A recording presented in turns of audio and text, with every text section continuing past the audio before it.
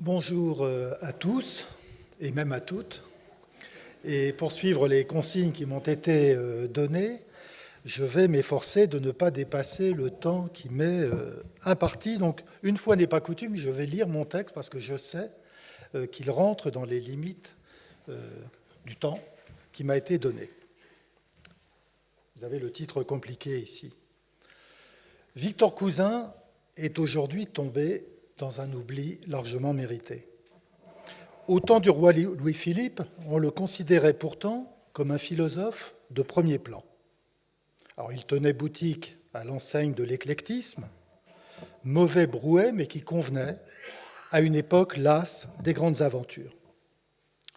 Toutes les modes finissent heureusement par passer, et c'est à peine si l'on se souvenait de Victor Cousin, lorsque, sous le Second Empire, apparurent aux devantures des libraires des ouvrages qui portaient son nom. Le temps de l'éclectisme philosophique était loin, et Cousin avait tourné son attention vers les grandes dames du XVIIe siècle. Flaubert, qui le détestait, a raison de dire que le fond, je cite, « le fond du cœur de cet homme-là était froid et vide ». Inutile de dire que sous la plume de Cousin, les vies passionnées de Jacqueline Pascal et de Mademoiselle de Scudéry, les vies agitées de Madame de Longueville, de Madame de Hautefort, de la Duchesse de Chevreuse perdent leur couleur. On s'y ennuie. Compté par Cousin, le XVIIe siècle ne fait absolument pas envie. Si le but était d'étudier les passions du grand siècle, moment charnière pris entre l'anarchie des guerres de religion et l'endormissement de l'absolutisme Louis XIVien, c'était raté. Ces biographies de femmes lancées dans les troubles civils les plus violents que la France ait jamais connus en devenaient presque un témoignage qui n'intéresse personne sur la passion un peu sénile que Victor Cousin éprouvait pour les aventurières de jadis. Il faut dire que s'il osait évoquer les péripéties hautes en couleur de leur existence, ce n'était pas sans prendre d'infinies précautions. Pouvait-on évoquer en effet la turbulente duchesse de Chevreuse sans risquer d'offrir un déplorable modèle aux jeunes filles des années 1850 ? Fort heureusement, disait-il, le temps des Chevreuses et des Hautefort était loin. Je cite. « Le foyer où s'allumaient de pareilles passions est éteint. Il n'y aura plus de Madame de Chevreuse ni de Madame de Longueville. Le moule en est brisé pour toujours, et les belles dames du faubourg Saint-Germain peuvent lire aujourd'hui sans danger le récit des orages de ces vies extraordinaires. » On préférera Alexandre Dumas, qui dit de la duchesse de Chevreuse qu'à 45 ans, je cite, « elle était toujours la même folle créature qui avait jeté sur ses amours un tel cachet d'originalité qu'elles en sont presque devenues une illustration pour sa famille. » Néanmoins, les biographies de femmes de Victor Cousin sont précieuses.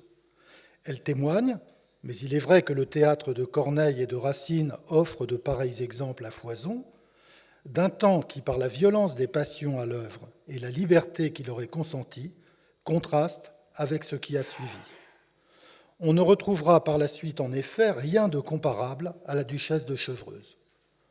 Le siècle du Grand Condé et de Monsieur le coadjuteur voit le crépuscule de cette liberté des anciens que Benjamin Constant devait plus tard théoriser, en lui opposant l'irrésistible avènement de la liberté des modernes, autrement dit le triomphe du commerce, des sentiments pacifiques et des affections privées. Si l'on veut mesurer le chemin parcouru, en ce qui concerne les femmes, en moins d'un siècle, la duchesse de Chevreuse s'est éteinte en 1679, il faut lire La femme au XVIIIe siècle, publiée en 1886 par ces deux vieux garçons malpropres que furent Edmond et Jules de Goncourt. En fait de femmes, ils connaissaient surtout les prostituées qu'ils partageaient fraternellement et leur bonne, Rose Malingre, dont ils découvrirent après sa mort que non seulement elle les avait volées avec application des années durant, mais qu'elle s'était vendue à tout le quartier. Il leur fallait bien remonter aux belles à perruques du siècle de Louis XV pour concevoir une idée des femmes qui les changea de celles avec qui ils aimaient se vautrer. À suivre les Goncourt, ce ne sont pas les femmes qui, comparées à leurs devancières du temps de la Fronde, sont devenues moins fortes, mais les hommes qui sont devenus plus faibles. De vrais chiffres molles. L'empire secret de Madame de Maintenon sur un roi Soleil déclinant annonce le pouvoir supposé de maîtresses ambitieuses ou de reines frivoles sur des monarques faibles. Madame de Pompadour et Marie-Antoinette dominent le siècle et donnent le là, comme si, du haut en bas de la société, la gente masculine, faute de grandes aventures collectives, avait abdiqué. Je cite les Goncourt. « L'âme de ce temps, le point d'où tout rayonne, l'image sur laquelle tout se modèle, c'est la femme. La femme est le principe qui gouverne, la raison qui dirige, la voix qui commande. Elle est la cause universelle et fatale. Rien ne lui échappe, et elle tient tout, le roi et la France, la volonté du souverain et l'autorité de l'opinion. » Les Goncourt, bien sûr, exagèrent. Cependant, frondeurs et frondeuses du siècle précédent, ayant été transformés en courtisans, les femmes jouèrent au siècle suivant, il est vrai, un rôle plus pacifique, tout en exerçant un magistère d'autant plus impérieux que le temps des reîtres était passé et que venait le temps des petits maîtres poudrés. Tenus à l'écart des affaires publiques, ceux-ci s'adonnaient, comme les femmes, à la figuration sociale. À la cour comme à la ville, le XVIIIe siècle fut certainement le siècle le plus féminin de l'histoire de France. C'est à cette époque d'ailleurs que l'on voit le mieux combien la différence des sexes a longtemps été peu marquée en France. Sans doute la situation changeait du tout au tout entre le sommet et la base de l'échelle sociale. L'égalité, même relative, vaut certainement pour le petit monde des courtisans qui sera si bien rendu dans le film Ridicule, ou l'univers guère plus étendu des salons, mais pas vraiment au-delà. Il suffit d'ailleurs de lire La vie de mon père de Rétif de la Bretonne pour mesurer combien la société de la fin de l'Ancien Régime demeurait patriarcale. L'autorité du pater familias y était quasi absolue, celui-ci régnant en seigneur tout-puissant sur femmes, progéniture et valtaille. Ici, comme dans beaucoup d'autres domaines, la Révolution ne fera que passer par-dessus ce monde rural où vivaient plus des 8/10 des Français. Pourtant, les étrangers étaient toujours fort surpris de l'espèce de familiarité qui régnait en France entre les hommes et les femmes. C'était très différent chez eux. Mona Ozouf a dit que c'était l'un des bienfaits, paradoxaux, d'une différenciation sociale plus forte qu'ailleurs. Les mémoires de Saint-Simon en témoignent. On a du mal à se retrouver dans ces infinies nuances qui déterminaient la position de chacun. Comparé à la France, les autres sociétés européennes paraissaient simples. La France, c'était la patrie des différences et des inégalités, si nombreuses et si subtiles que la différence entre les sexes n'y apparaissait que comme une différence parmi d'autres, une différence de plus, et pas la plus importante, si l'on songe aux inégalités d'état ou de conditions. La monopolisation de l'action politique par le roi et la cascade du mépris caractéristique de la société française au siècle des Lumières n'expliquent pas tout. Une véritable révolution s'était produite dans les esprits, contradictoire à bien des égards avec les tendances que je viens d'évoquer. On pariait dans l'ordre social sur les bienfaits du commerce, aussi bien celui des biens que celui des idées. Qui, assurait-on, ferait tomber les barrières qui séparaient les hommes, comme les peuples, et les dressaient les uns contre les autres? La paix perpétuelle semblait au bout du chemin, et grâce à elle, l'avènement désiré d'un monde plus harmonieux, bon ça ne serait pas arrivé au XVIIIe siècle.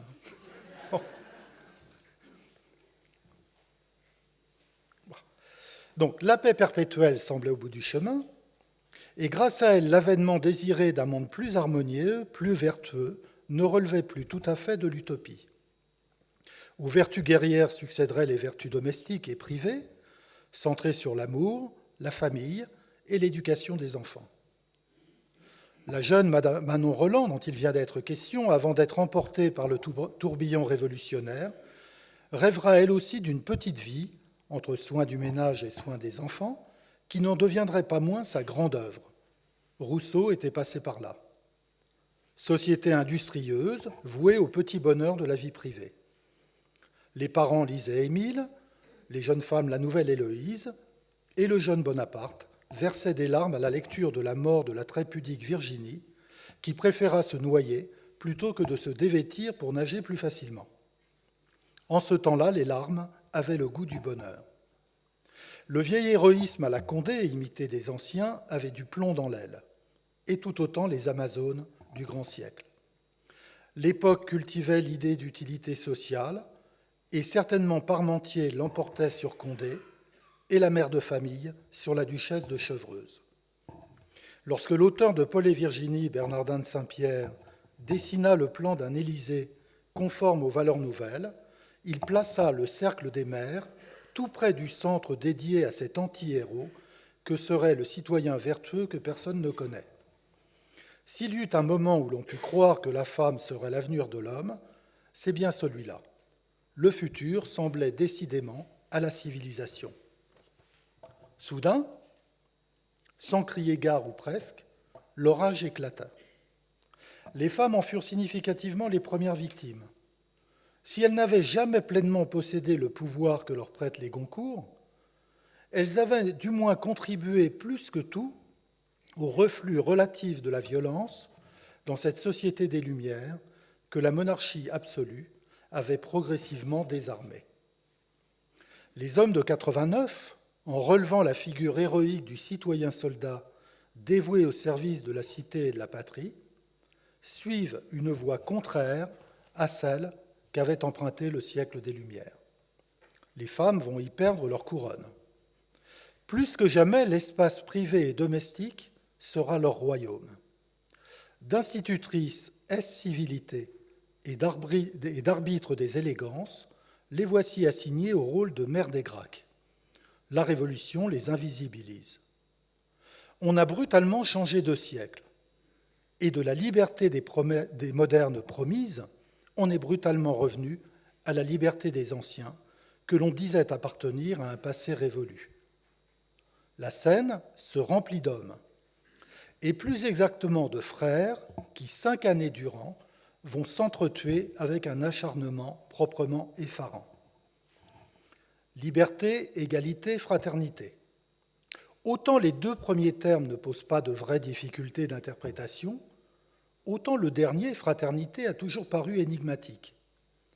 C'est la Révolution de 1848 qui lui donnera le sens que l'on connaît.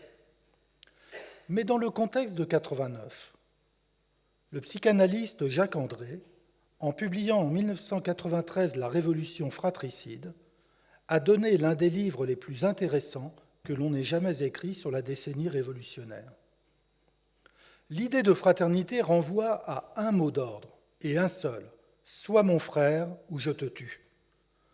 La fraternité obligatoire, la fraternité commandant l'unanimité parfaite, la fraternité condamnant toute forme de dissidence comme toute forme de différence, la fraternité sanctionnée par la mort, la fraternité sans la médiation du roi-père déchu, la fraternité sans sœur, surtout, ne pouvait aboutir qu'au massacre généralisé.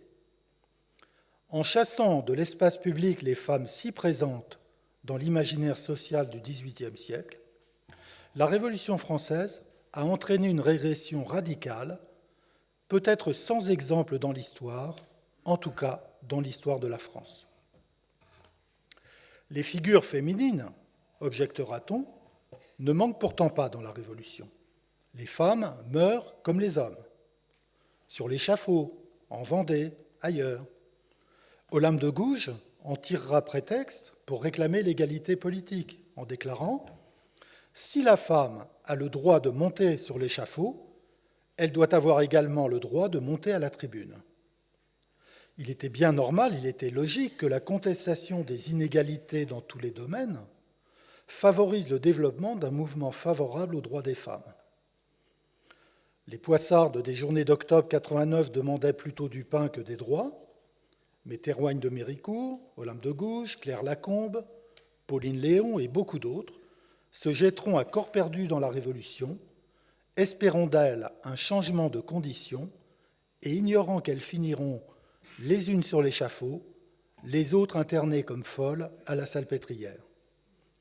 Les Jacobins ne veulent connaître les femmes que sous les traits de Cornélia, et certainement ils applaudissaient aux propos d'une Marie Martin déclarant en 1790 à la tribune du Club des Dames citoyennes, je cite, « Heureuses sont les femmes qui, donnant des enfants à la patrie et serrant dans leurs bras ces tendres fruits d'un amour conjugal, feront sucer avec le lait ces grands principes d'égalité, cet amour ardent pour la patrie, pour la liberté, et cet attachement inviolable à la Constitution. Maternité, oui, éducation, oui, politique, non. La femme-homme qui se mêle de politique n'est guère populaire. La foule fouettera Théroigne, et Manon Roland montera à l'échafaud sous les colibets. Un siècle plus tard, les historiens de la Révolution, imitant les Jacobins, détestent encore l'égérie des Girondins. Pleine d'esprit et valant 1000 fois mieux que ceux qui l'assassinèrent, elle avait dit drôlement « Le ciel a voulu que les tyrans fussent cruels, les maris jaloux, les femmes légères, et moi, prêcheuse. » Et que dire de Madame de Staël que Napoléon persécutera avec une constance qui rappelle le robespierriste qu'il avait été. On conviendra toutefois que l'empereur avait quelques raisons de se méfier. À Coppet, elle perpétuait ce XVIIIe siècle gracieux et un peu efféminé, dont le jacobinisme avait l'horreur, entourée de garnements qui s'ébattaient en piaillant dès que Minette, comme il l'appelait, tournait le dos. À Paris, elle avait ressuscité dans les premières années de la Révolution le type de la frondeuse. La duchesse de Longueville avait trouvé une héritière. Germaine avait trempé dans toutes les intrigues pour pousser au pouvoir son amant du moment, le comte de Narbonne, et œuvrer ainsi à la ruine de la monarchie. Mais, sale temps pour les femmes, si l'on peut dire. Le meurtre barbare de la princesse de Lamballe et le traitement réservé à la reine en détention comme devant ses juges en disent plus long que n'importe quel discours sur les relations entre la Révolution et les femmes. Une femme pourtant devait venger ses consoeurs, et en une fois. Charlotte Corday, qui eut le courage de poignarder la bête dans son bain, ressuscitant ainsi la noble tradition du tyrannicide. Madame Roland, apprenant en prison la mort de Marat, s'écria que le couteau de Charlotte méritait l'admiration de l'univers. La République n'a pas toujours bon goût, elle a préféré mettre au Panthéon Condorcet plutôt que Charlotte Corday. C'est ainsi. La nuit finira, disait le titre d'un livre d'Henri Freinet sur des héros d'un temps plus proche du nôtre. Le jour finit par se lever en effet, le 10 Thermidor en 2, lorsque le couperet trancha la tête de Robespierre et celle de ses partisans. Il était temps de revivre. Un Michelet dépité notera que quelques jours plus tard, les voitures de maître avaient réapparu à l'entrée des théâtres. Bonaparte, lui, écrit « On ne se souvient de la terreur que comme d'un rêve. On dirait que chacun a à s'indemniser du temps qu'il a souffert et que l'incertitude de l'avenir porte à ne rien épargner au plaisir du présent. C'est la vérité. On dénombrera bientôt 644 balles rien qu'à Paris, ville qui dépasse alors à peine le million d'habitants. Bonaparte, qui n'avait jusqu'alors vu la capitale que fugitivement, avait l'air d'un provincial, c'est certain. Et il faut l'imaginer lorsqu'il écrit à son frère à l'été 95 « Ce grand peuple s'adonne au plaisir, danser, aller au spectacle, faire des parties à la campagne et faire la cour aux femmes qui sont ici les plus belles du monde est la grande occupation. Le luxe, l'aisance, le théâtre, tout a repris. » La fête thermidorienne commençait de battre son plein. Ce n'était pas la fête pour tout le monde. On n'a jamais eu aussi froid que sous le Directoire, et jamais on n'a enregistré autant de suicides. Pourtant, c'était le retour à la vie. On jetait le tutoiement avec les frusques du sans-culottisme, et chaque soir on courait les théâtres pour rire des bourreaux dont on avait eu si peur. La société française avait un drôle d'air à ce moment. C'est aux années thermidoriennes que les Goncourt ont consacré leur meilleur livre, intitulé « Histoire de la société française sous le Directoire ». C'est un fouillis inextricable d'anecdotes tirées des correspondances et des journaux, mais qui rend bien compte du chaos qui régnait après la fin de la Terreur, dans un pays guéri pour un moment des grands principes et qui ne songeait qu'à vivre, et quand il le pouvait, à s'amuser. C'était en fait une société qui entreprenait de se reconstruire. Elle avait tout à réapprendre. Point d'État. Les nouvelles institutions à peine mises en place agonisaient. L'administration avait pour ainsi dire disparu. Le personnel dirigeant était discrédité par sa participation à la terreur. Et personne ou presque ne voulait du retour du roi.